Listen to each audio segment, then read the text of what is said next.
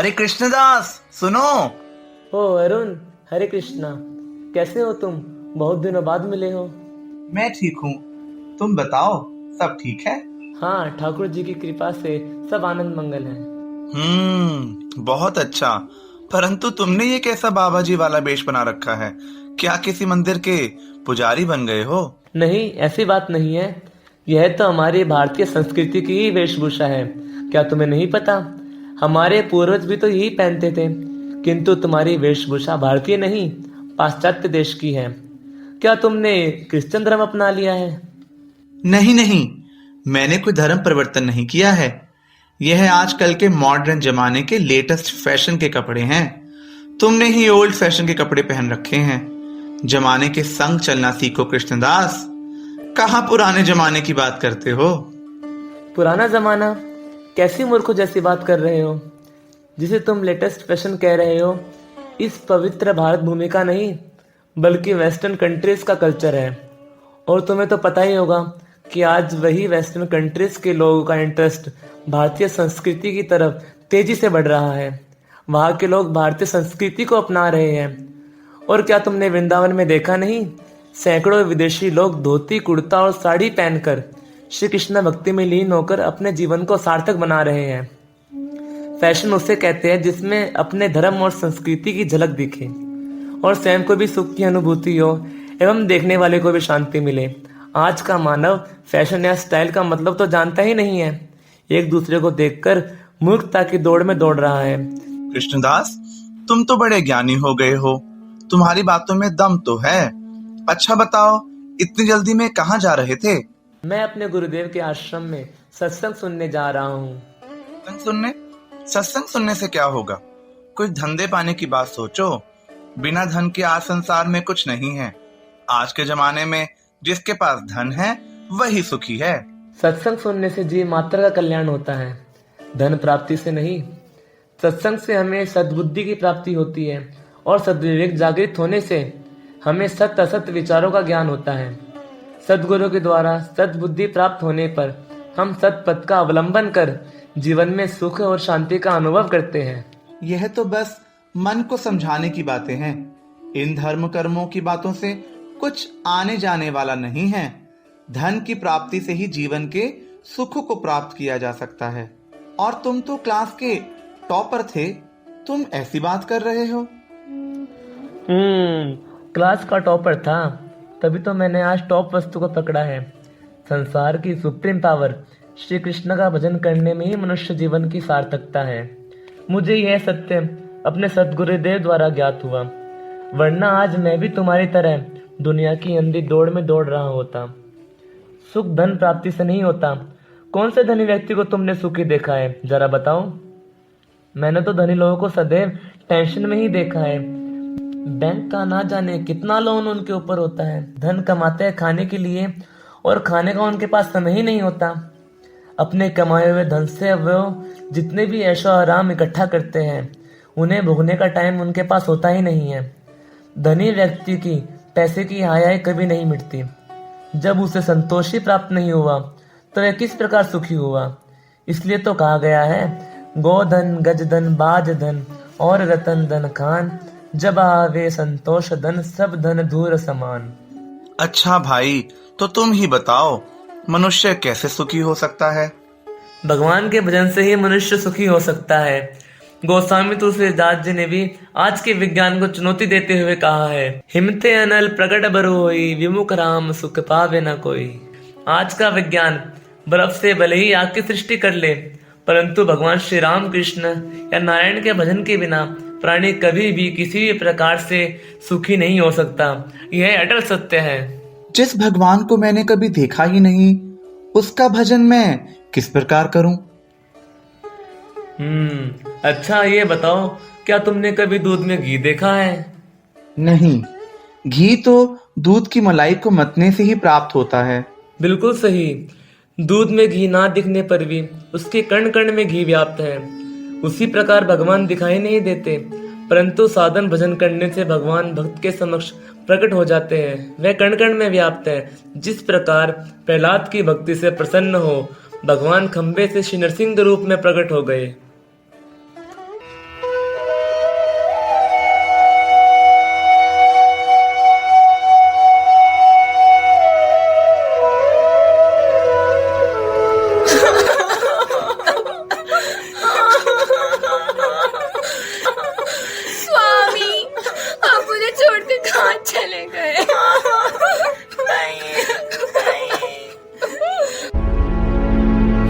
नाम सत्य है, राम नाम सत्य है, राम नाम सत्य है, राम नाम सत्य है, राम नाम सत्य है, राम नाम सत्य है, राम नाम सत्य है, राम नाम सत्य है, राम नाम सत्य। अरुण, ये लोग रो क्यों रहे हैं? क्या तुम्हें नहीं दिख रहा? यह लोग इस मृत व्यक्ति के विरह में रो रहे हैं जो इस दुनिया से चला गया है। चला गया? कहाँ चला गया? वह तो मुझे लेटा हुआ दिख रहा है। अरे यह उसका शरीर है, उसकी आत्मा चली गई है। आत्मा? क्या कभी किसी ने उस आत्मा को देखा है जो उसके चले जाने पर इतना शोक मना रहे हैं?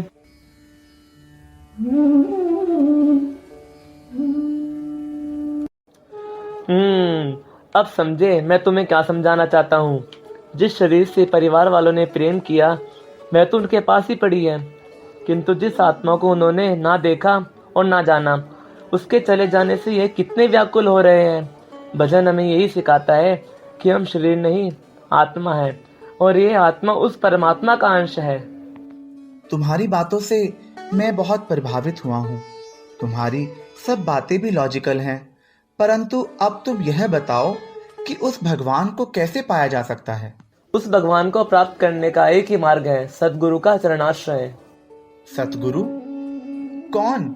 वही जो टीवी में आते हैं? ऐसे कितने ही गुरुओं को मैंने घोटाला में दुष्कर्मों के आरोपों में जेल के सजा काटते देखा है। आजकल गुरु के नाम पर बिजनेस चल रहा है, ब्लैक मनी को व्हाइट मनी करना। ऐसे गुरु जो खुद ही धन इकट्ठा करने में लगे हैं, उनसे हमारा क्या कल्याण होगा भाई? नहीं नहीं, तुमने जिन्हें देखा है वे सद्गुरु नहीं असद्गुरु है, जो धर्म के नाम पर आडंबर कर मूर्ख लोगों को ठगते हैं, जिनका लक्ष्य केवल शिष्यों से धन की प्राप्ति करना है, ना कि उनका कल्याण करना। ऐसे गुरु मंचों पर बड़े बड़े उपदेश और ज्ञान की बातें कहते हैं, किंतु स्वयं आचरण विहीन होते हैं। शास्त्रों ने हर जगह ही ऐसे असद्गुरुओं की निंदा की है। हरे शिष्य धन शोक न हरे, सो गुरु घोर नरक में पड़ई। गुरु लोभी शिष्य लालची, दो देखे दाव, दो डूबे बापुरे, चढ़ी पाथर की नाव। अच्छा, चलो तुम ही बताओ कि हम सतगुरु को कैसे पहचानेंगे? उनके क्या लक्षण होते हैं? जो श्री कृष्ण के अनन्य भक्त हो, जिनके मन में श्री कृष्ण की प्राप्ति के सिवाय दूसरी कामना ना हो, जो भगवत कृपा के सिवाय दूसरी किसी साधन का भरोसा ना करते हो, जिनके हृदय में जीवों के लिए अपार करुणा हो, जिनके अंदर किसी प्रकार का भी स्वार्थ एवं लोभ नहीं होता, जिनका लक्ष्य संसार के जीवों को माया से निकालकर अपने नित्य स्वरूप कृष्णदास में प्रतिष्ठित करना है, ऐसे गुरु ही बद्ध जीवों का वास्तविक कल्याण करने में समर्थ हैं। जो स्वयं भी आचरणशील हो, जो वज्रादपि कठोर हो और मृदुनी कुसुमादपि हो, जो जीवों के कल्याण के लिए उन्हीं से ही संघर्ष करते हो, जो अप्रिय कटु वाक्य बोलकर जीव मात्र का कल्याण करते हैं। परम बुद्धिमान पुरुष को चाहिए कि वह अत्यंत चिंतन कर अपने परम कल्याण के लिए ऐसे सतगुरु की शरण में जाए। वज्रादपि कठोराणी, मृदुनी कुसुमादपि, इसका अर्थ क्या है? इसका अर्थ है गुरु का हृदय फूल से भी अधिक कोमल और वज्र से भी अधिक कठोर होता है। यहाँ देखो किस प्रकार श्री भक्ति प्रज्ञान केशव गोसाई महाराज, जो कि श्री गौड़िया वेदांत समिति के प्रतिष्ठाता है, उनका अपने शिष्य संतोष के प्रति वात्सल्यता।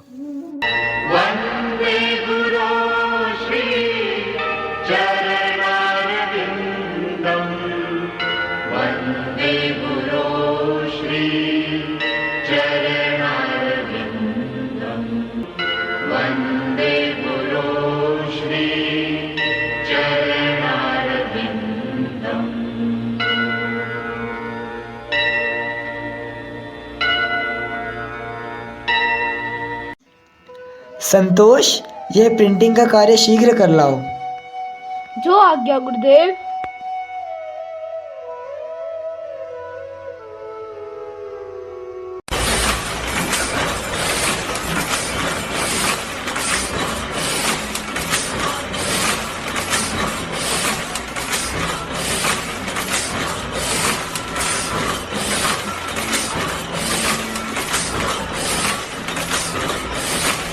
गुरुदेव, गुरुदेव। क्या हुआ? प्रेस का काम करते हुए संतोष प्रभु की बाएं हाथ की मध्यम उंगली कट गई है। हमारे लाख मना करने पर भी वह उस पर कुछ भी ध्यान न देकर खून से लथपथ हाथों में केवल कपड़ा बांधकर अपने कार्य में लगे हुए हैं। क्या? संतोष, संतोष, दिखाओ हाथ में क्या हुआ है। अरे गुरुदेव, आप रो क्यों रहे हैं? ऐसा मुझे क्या हुआ? मैं मर थोड़े ही गया हूँ। छोड़ो ये सब, देखो कितना खून बह रहा है। चलो मेरे साथ डॉक्टर के पास चलो। यही संतोष आगे चलकर श्रील भक्ति वेदांत वामन गोस्वामी के नाम से प्रसिद्ध हुए।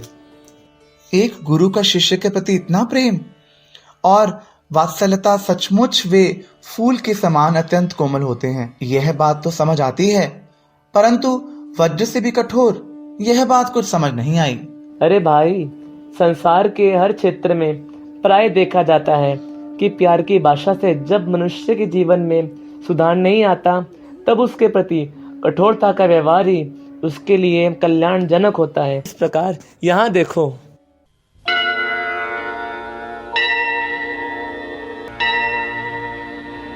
माँ, बहुत दर्द हो रहा है। बस बेटा बस, रो मत। डॉक्टर साहब के पास ही जा रहे हैं, सब ठीक हो जाएगा। नमस्ते डॉक्टर साहब, मेरा बेटा कई दिनों से इस फोड़े से परेशान है। आप कोई अच्छी सी दवा दे दीजिए जिससे ये ठीक हो जाए। इधर दिखाओ। ये क्या, फुंसी का फोड़ा बना दिया? और लेट आते। क्या बुरा हाल कर दिया है। अब तो ये दवाई से ठीक नहीं होने वाला, इसे काटना ही पड़ेगा, नहीं तो इसका जहर पूरा शरीर में फैल जाएगा। मम्मी, ये क्या कह रहे हैं डॉक्टर अंकल? मुझे नहीं कटवाना, नहीं कटवाना मुझे। नहीं नहीं डॉक्टर साहब, हो सके तो कोई अच्छी दवा दे दीजिए, बच्चे को बहुत तकलीफ होगी। क्या तकलीफ होगी? पहले याद नहीं आया? अगर इसकी जान बचानी है तो इसका यही इलाज है। ठीक है डॉक्टर साहब, आपको जैसा ठीक लगे वैसा ही कीजिए। नहीं मम्मी, बचाओ, नहीं कटवाना मुझे, बहुत दर्द हो रहा है। नहीं नहीं नहीं, छोड़ दो मुझे। नहीं नहीं नहीं। बस बेटा बस, और रो मत। हो गया, अब सब ठीक हो जाएगा। अब खतरे की कोई बात नहीं है। ये कुछ दवाइयाँ हैं, 5 दिनों बाद फिर इसको दिखाने ले आना। धन्यवाद डॉक्टर साहब। देखा तुमने किस प्रकार माँ की ममता ने फुंसी को फोड़ा बना दिया और डॉक्टर की कठोरता ने बच्चे को स्वस्थ कर दिया। उसी प्रकार गुरु के शिष्य के प्रति जो कठोरता देखी जाती है, तो उनकी वास्तविकता में शिष्य के प्रति करुणा या वात्सल्यता होती है। गुरु की करुणा, वो भी कठोरता में? वो कैसे? इस विषय को समझाने के लिए मैं तुम्हें आरुणि की कथा सुनाता हूँ।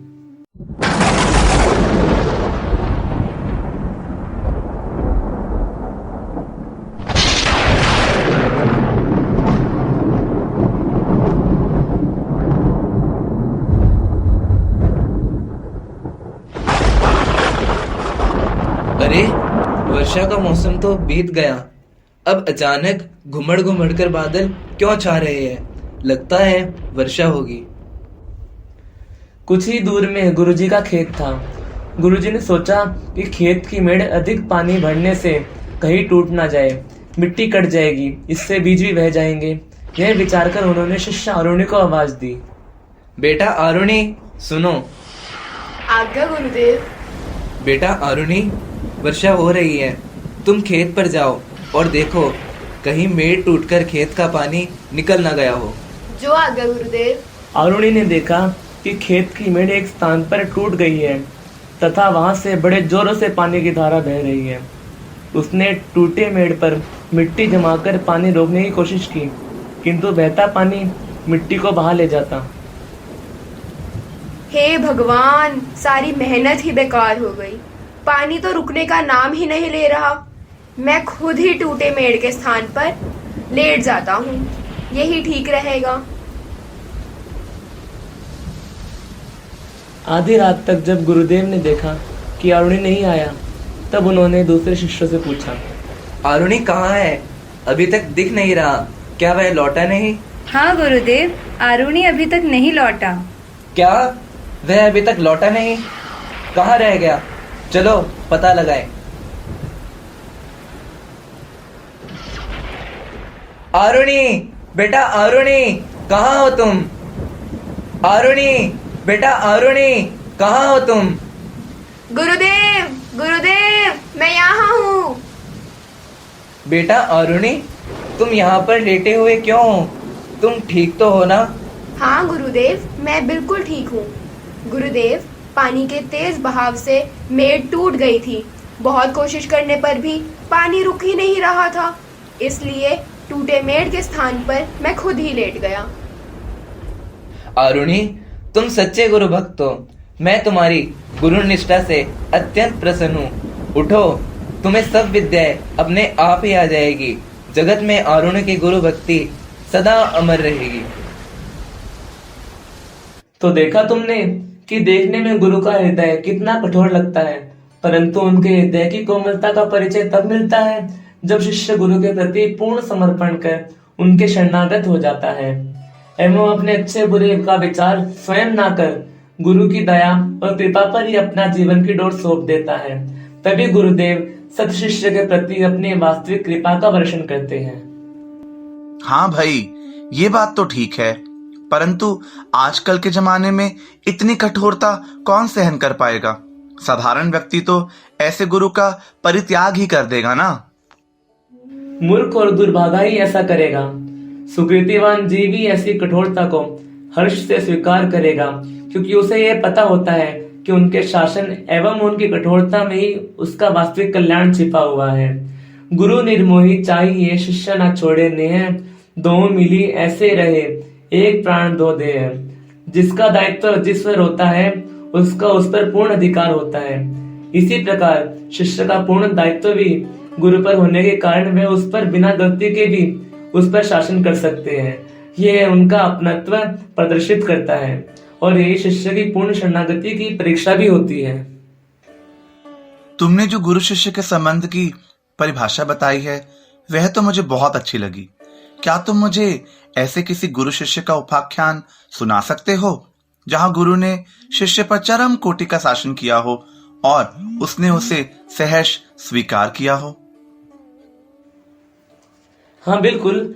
आज से 550 साल पहले भगवान श्री कृष्ण चैतन्य महाप्रभु पुरी में अवस्थित थे और सभी भक्त समाज शिवानंद सेन के नेतृत्व में महाप्रभु से मिलने नदिया से पुरी की ओर यात्रा कर रहे थे। बलदेव अभिन्न विग्रह श्रीमद नित्यानंद प्रभु भी इस यात्रा में शामिल थे। शिवानंद सेन इन्हें गुरुतुल्य मानते थे।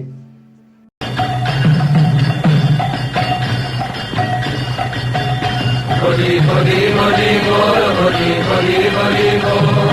मुकुंद माधव गोविंद बोल, मुकुंद माधव गोविंद बोल।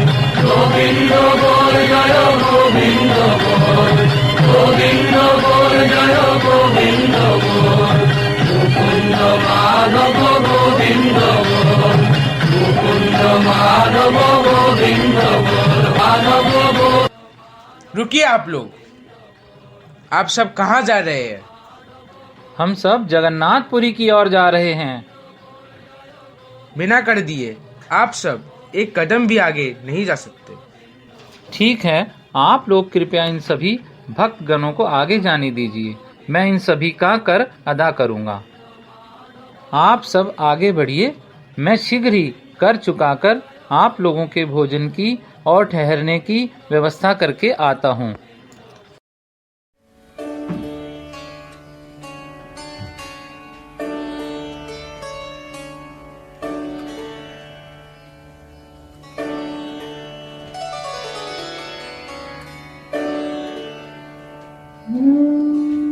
कर चुकाने तथा भोजन व ठहरने के उचित स्थान की व्यवस्था करने में कुछ देर हो जाने से सभी भक्तवृंद भूख से व्याकुल होकर एक वृक्ष के नीचे विश्राम करने लगे।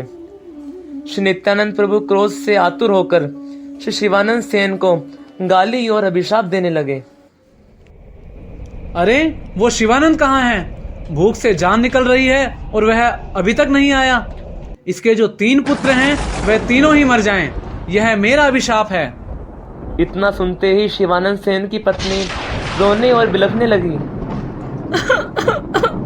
हाय हाय, ये क्या कह दिया प्रभु ने। अब क्या होगा, अब क्या होगा।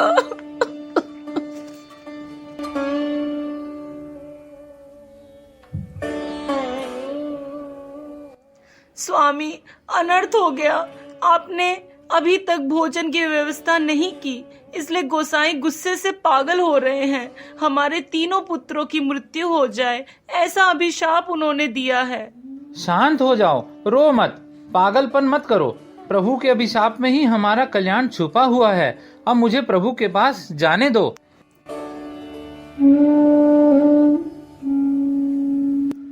इतनी देर से तुम कहाँ थे? भूख से हमारी जान निकली जा रही है और तुम अब आ रहे हो।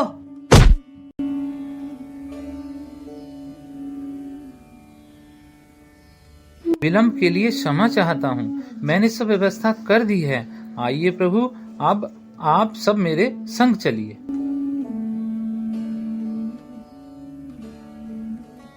सभी भक्तों के भोजन करने के उपरांत श्रीमद नित्यानंद प्रभु के चरणों में शिवानंद सेन नमन करते हुए कहने लगे, प्रभु, आज आपने मुझे दास के रूप में स्वीकार किया है, तभी तो जैसा अपराध किया वैसा उसके उपयुक्त ही दंड दिया है। आप दंड के बहाने से ही कृपा करते हैं, यही तो आपकी करुणा है।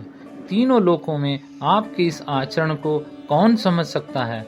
आपके चरणों की धूल तो ब्रह्मा के लिए भी दुर्लभ है, और मेरे अधम शरीर को उन्हीं चरणों का स्पर्श अनायास ही मिल गया। आज मेरा जन्म, वेश और कर्म सब सफल हो गए हैं। शिवानंद, मैं तुम्हारी भक्ति से बहुत प्रसन्न हूँ। तुमने जो मेरे शासन को सहर्ष स्वीकार किया है, जाओ, तुम्हें कृष्ण भक्ति की प्राप्ति हो।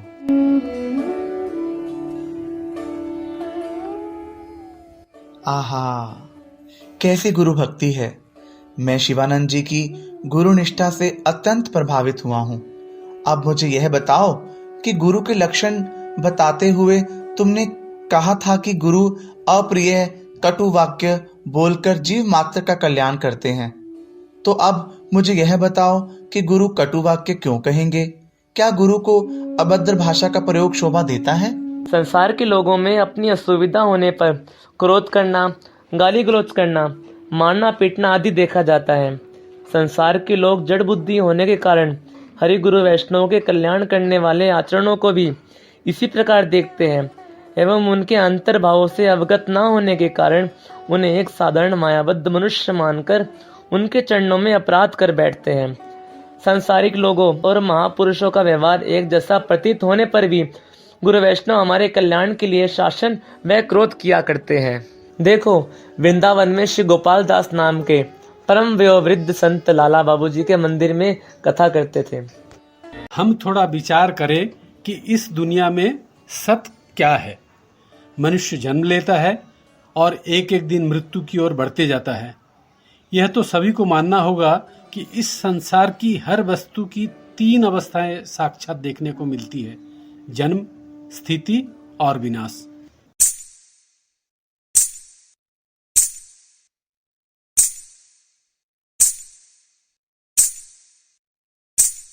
गहने बेचो, साधु जिमाओ, यह तन दुख का भांडो।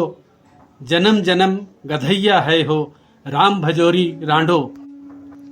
वैश्य की तरह इस नश्वर शरीर को गहने कपड़ों से सजाने की बजाय उन्हें बेचकर साधु संत वैष्णवों की सेवा करो। भगवत भजन के बिना मनुष्य पशु के समान और अपने जीवन को गधे की तरह ढोता है। मनुष्य जीवन की सार्थकता हरि भजन में ही है। इस तरह कथा के आरंभ में न आकर बीच में आने से कथा में व्यवधान पड़ता है। यह तुम्हारा भगवान के चरणों में बड़ा अपराध है, इसलिए चुपचाप बिना आवाज किए एक तरफ बैठ जाओ। अरे ये तो बड़ो कड़ो बाबा है, कथा कहने बैठे हैं कि गाली देने। अरे चुप है जा, तो ये भी पड़ जावेगी, कथा सुन ले चुप है के। इस शरीर का कोई सौंदर्य या मूल्य नहीं है, यह नश्वर है। मनुष्य जन्म केवल उस आत्मा की खोज के लिए ही मिला है। इस दुनिया में आत्मज्ञान प्राप्त करके श्री कृष्ण की दास्ता प्राप्त करना ही मनुष्य जन्म की सार्थकता है। ठीक है, अब आगे की कथा कल प्रातः होगी। वंशाकल्पतरुश्च कृपा सिन्धुभ्यैव च पतितानां पावनेभ्यो वैष्णवेभ्यो नमो नमः। कथा समाप्त होने पर सभी लोग जाने लगे, किंतु वह स्त्री वही बैठे बैठे विचार करने लगी। श्री गोपाल दास जी ने आज मेरी आंखें खोल दी। सचमुच मेरा व्यवहार उनके शासन योग्य ही था। उनके इस अप्रिय सत्य ने मुझे आज अपनी वास्तविकता का बोध करवाया है। मैं संकल्प लेती हूँ कि अब मैं इन सब सांसारिक वस्तुओं का परित्याग कर दूंगी और इन्हीं बाबा जी से विरक्त दीक्षा लूंगी।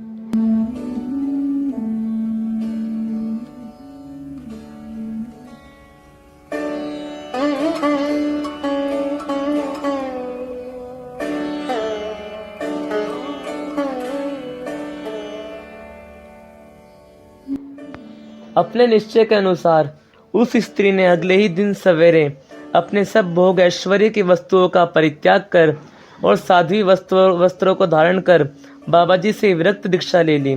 श्री बाबा जी ने उसका नाम श्री गोपाली बाई रखा और श्री गोवर्धन में निवास कर भजन करने की आज्ञा दी। इस प्रसंग को देखकर मेरी आंखें खुल गई और मुझे यह ज्ञान हुआ कि सतगुरु का उद्देश्य धनी लोगों को प्रतिष्ठा देकर उनकी वंचना करना नहीं है, बल्कि अपने कटु वाक्यों द्वारा कठोर शासन कर उनके असभ्य आचरण पूर्ण जीवन शैली में परिवर्तन लाकर उन्हें कृष्ण भक्ति में प्रतिष्ठित करना ही उनकी वास्तविक दया है। परंतु तुम कह रहे थे कि सतगुरु को जीवों के कल्याण के लिए उन्हीं से संघर्ष करना पड़ता है। इस बात को तुम जरा डिटेल से समझा सकते हो? इस युग में सत्य को कोई भी सुनना व समझना ही नहीं चाहता, परंतु जहाँ क्वालिटी होती है वहाँ क्वांटिटी नहीं होती और जहाँ क्वांटिटी होती है वहाँ क्वालिटी नहीं होती। क्वांटिटी केवल भेड़ चाल पर ही आधारित होती है, वहाँ सभी अज्ञानी होते हैं। ऐसे अज्ञानी जीवों का अज्ञान दूर करने के लिए ही गुरु वैष्णवों को बहुत संघर्ष करना पड़ता है। विश्वव्यापी गौड़िया मठ के संस्थापक श्रील भक्ति सिद्धांत सरस्वती ठाकुर प्रभुपाद अपने समय में समाज में फैली अपसंप्रदायों और भ्रांतियों को दूर करने के उद्देश्य से प्रवचन किया करते थे।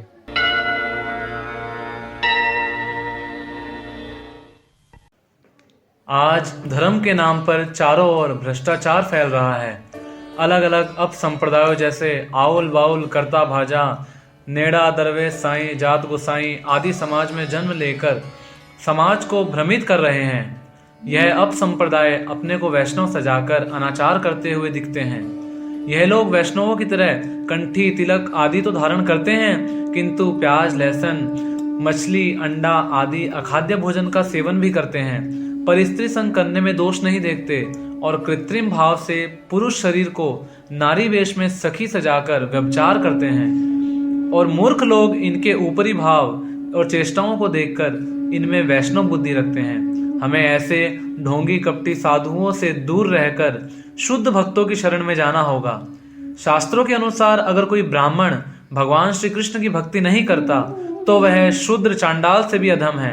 अगर कोई शूद्र चांडाल भी कृष्ण मंत्र में दीक्षित होकर अनन्य कृष्ण भक्ति करता है तो वह ब्राह्मण से भी अधिक श्रेष्ठ है। ये तो हमारी पोल पट्टी खोल रहा है, इसका कुछ न कुछ इंतजाम तो करना ही होगा। हम ब्राह्मणों का इतना अपमान ये सहने योग्य नहीं है। मार डालो इस दुष्ट को। हाँ, मार डालो इसको, मार डालो, मार डालो, मार डालो, मार डालो। चलिए मारो, विनोद प्रभु, प्रभु संभालो, मारो।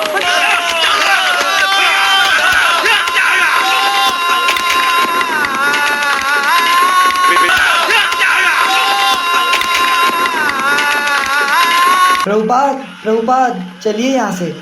विनोद, तुम मुझे यहाँ से भाग जाने को कह रहे हो? तुमने क्या मुझे कायर समझा है? नहीं प्रभुपाद, मैं जानता हूँ आप किसी से कभी भी भयभीत नहीं होते, परंतु मेरा शिष्य होने के नाते आपकी रक्षा करना कर्तव्य है। चलिए, शीघ्र चलिए।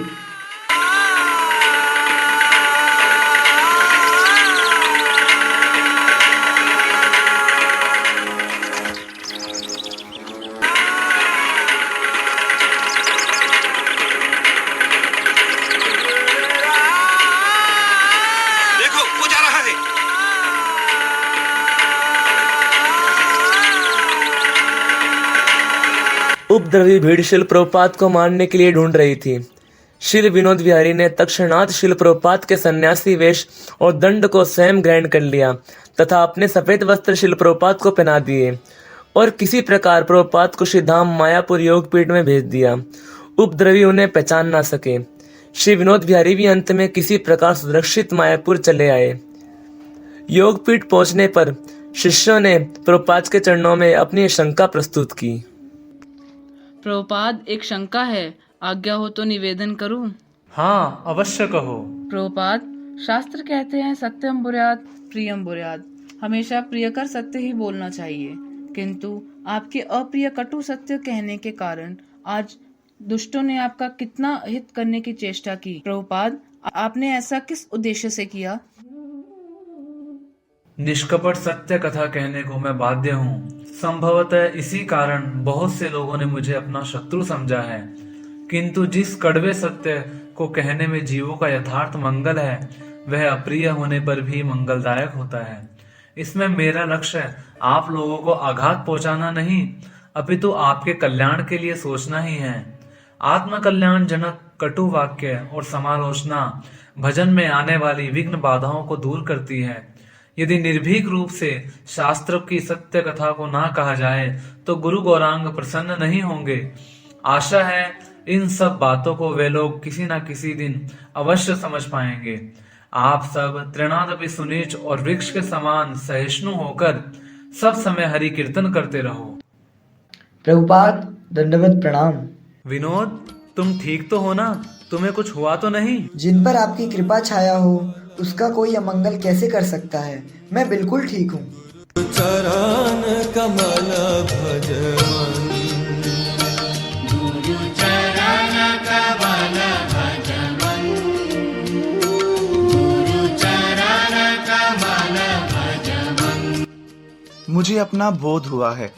मनुष्य जीवन की सार्थकता सतगुरु पदाश्रय कर कृष्ण भक्ति करने में ही है। मैं इस ज्ञान के लिए तुम्हारा ऋणी हूँ, परंतु क्या आज भी ऐसे आचरणशील कृष्ण तत्वज्ञ गुरु हैं? यदि हमारे हृदय में निष्कपटता और सद्भावना है तो अवश्य ही हमें भगवत कृपा से सद्गुरु की प्राप्ति होगी। इसलिए शास्त्रों में भी कहा गया है, बिनु हरि कृपा मिले नहीं संता। बहुत सुंदर। तो क्या तुम मुझे ऐसे सतगुरु के दर्शन करा सकते हो जो मुझे अज्ञानता के अंधकार से कृष्ण भक्ति रूपी ज्ञान का दिग्दर्शन करा सकें? क्यों नहीं। तुम जो मुझे धन्यवाद दे रहे हो, इसके असली अधिकारी तो मेरे गुरुदेव परम पूज्यपाद श्री बांकी बिहारी गुरु जी महाराज हैं। उन्हीं की कृपा से ही मैंने तुम्हें आज कुछ समझाने का प्रयास किया है। तो शीघ्र ही मुझे उनके दर्शन कराओ, जिससे मैं भी अपना आत्म कल्याण कर सकूं। चलो, मैं तुम्हें शिवासांगन ले जाता हूँ, वे अभी वही विराजमान है। चलो।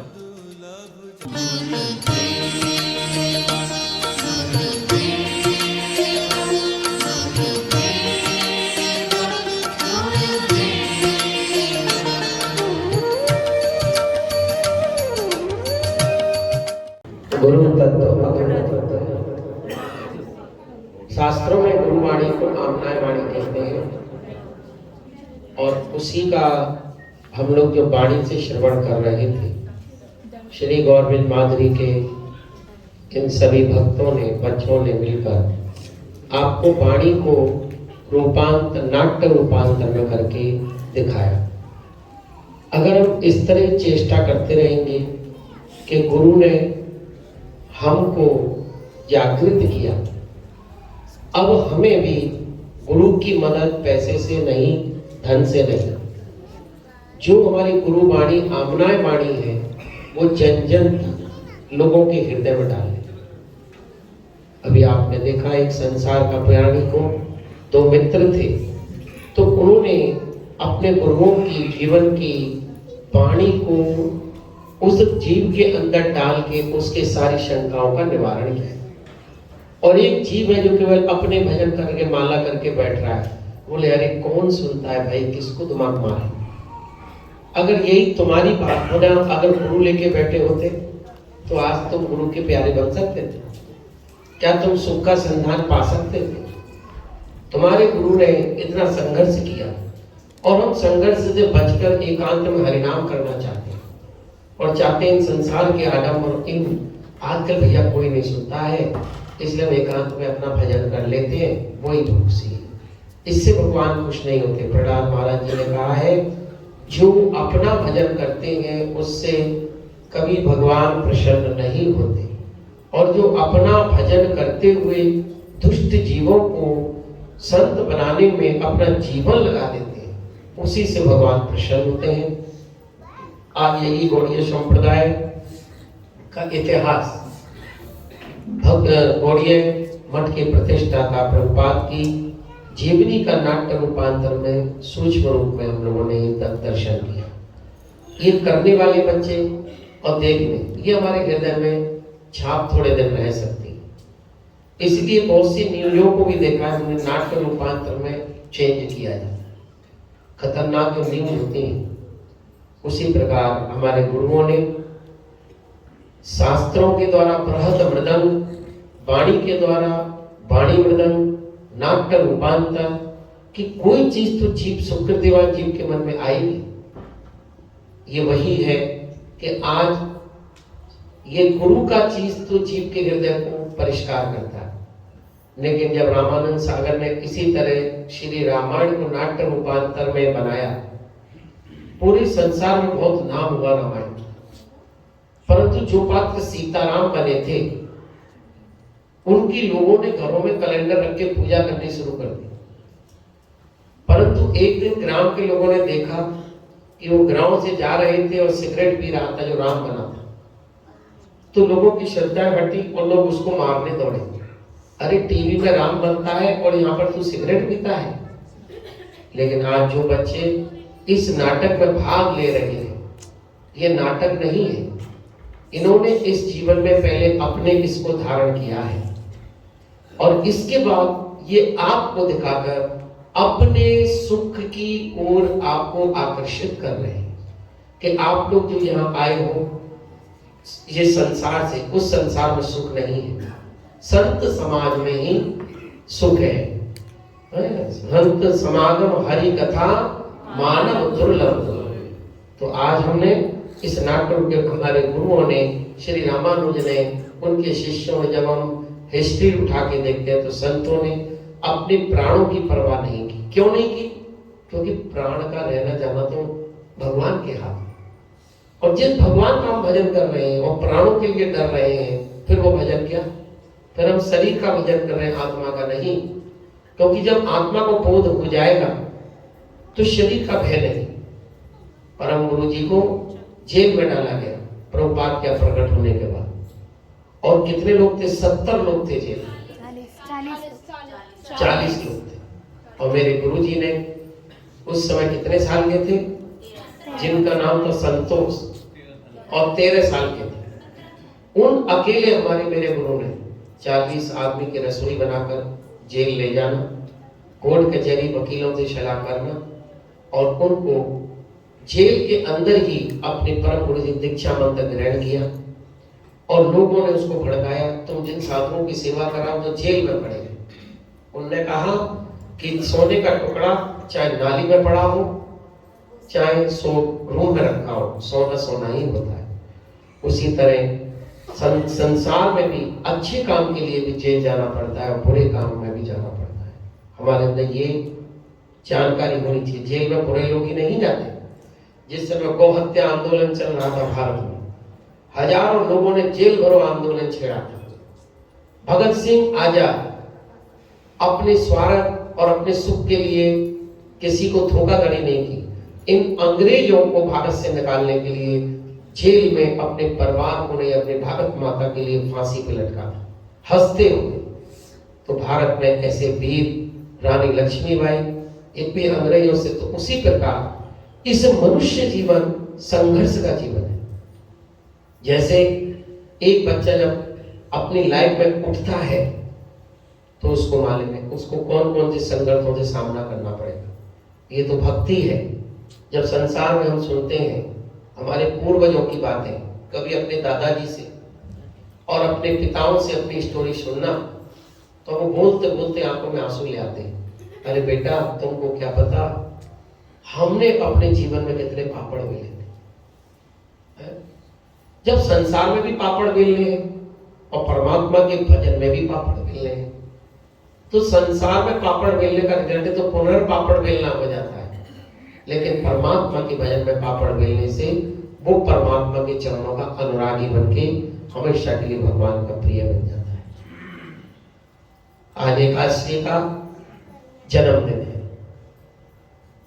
और आप लोगों के व्यास का गुरु का जन्मदिन है, लेकिन आज शास्त्रों में उत्पन्ना एकादशी, जो हमें भगवान कृष्ण से जोड़ने के लिए ही इस एकादशी का जन्म हुआ है। एकादशी एकादश इंद्रियों को जब तक हम कृष्ण की सेवा में नहीं लगाएंगे तब तक हम कृष्ण के नहीं बन सकते। इसलिए कृष्ण से जोड़ने के लिए एकादशी का जन्म हुआ है।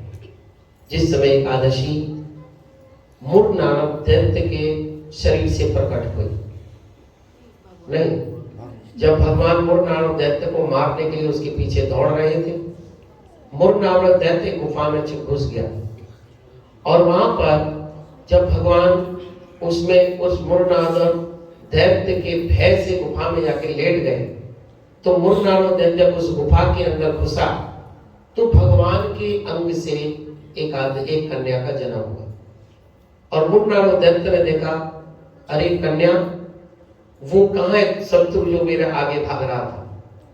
तो कन्या ने देखते ही देखते मूर नामक दैत्य को मार डाला। मारते ही भगवान प्रकट हो गए, अरे कन्या तुम कौन है, तुमने मेरा मनोविष्ट पूर्ण किया है, मेरे शत्रु का वध किया है। उसने कहा भगवान आज 11 तिथि है, मेरा नाम इसलिए मेरा नाम एकादशी है कि तुमने मेरे शत्रु को मारा है, तुम वरदान मांगो। बोले आज के दिन जो एक उपवास करेगा, जो भगवान के शब्द की पूजा करेगा, उसको आपके चरणों की अनुपायनी भक्ति जो दुर्लभ है और उसके संसार की सारी मनोभिष्ट पूर्ण होगी। वही एकादशी आज के दिन जन्म हुई थी। उसी प्रकार गुरु तत्व भी भगवान उनको इसलिए जन्म देते हैं कि संसार के जीवों को जो इंद्रियों को तर्पण करके दुखी होते हैं, उन इंद्रियों को भगवान से जोड़ने के लिए गुरु वैष्णव संघर्ष के बिना कोई कार्य नहीं हो सकता। जब मैं छोटा सा बस में जाता था तो सरकारी बसों में लिखा रहता है शासन ही देश को महान, तो शासन देश को महान बनाता है और देश में सब कुछ आ गया। कौन सा स्कूल है जो शासन से, जिस स्कूल में शासन है वही स्कूल टॉपर होता है, जिस घर में शासन है वही घर अच्छा होता है, जिस पाठशाला में शासन है, हर चीज में शासन के बिना कुछ श्रृंखलता पैदा होती है। इसलिए लेकिन आज की जनसंख्या शासन विहीन जंगली हो रहे हैं, इसलिए वो ये नहीं समझ पाते कि किसके शासन में मेरा कल्याण है और किसके शासन में अकल्याण है। ये जब सुकृति जमा करके आता वही समझ सकता है। इसलिए अब वंदे गुरु श्री